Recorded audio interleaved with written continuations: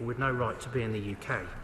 I can therefore confirm that the Government has imminent plans to consult on substantial reform of the Human Rights Act, which will be announced imminently in Parliament. The Home Secretary also recognises my right honourable friend's concerns about aspects of ECHR and other international agreements. I can therefore confirm that we are committed to reviewing and resolving these issues with the urgency that the situation warrants. I will give way. I'm listening very carefully to my honourable friend. He says that the Government is committed to resolving these difficulties. Can he confirm that by resolving these difficulties he means that the Government will be legislating so to do? Well, I'm very grateful to my right honourable friend, and I would refer him back to the point that I've already made in saying that we are intending to consult on substantial reform of the Human Rights Act, and will set out our plans imminently in that regard. Work is underway to develop a new phase of measures to ensure that the clauses in the bill are not undermined or that legal processes cannot be instrumentalised to circumvent the will of the British people.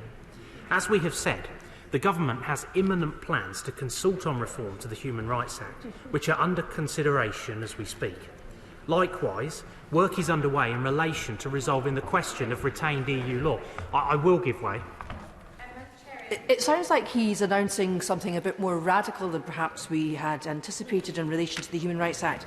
Can he confirm that the Government is still committed to remaining a signatory, a full signatory to the European Convention on Human Rights? I'm very grateful to the honourable lady, and the point that I would make is that the Government will set out its intentions in due course, and I think it is right not to preempt. I think it's important to make sure that this House is kept updated as to that work, and we will be very clear in our intentions. This is extremely encouraging news. The Government is going to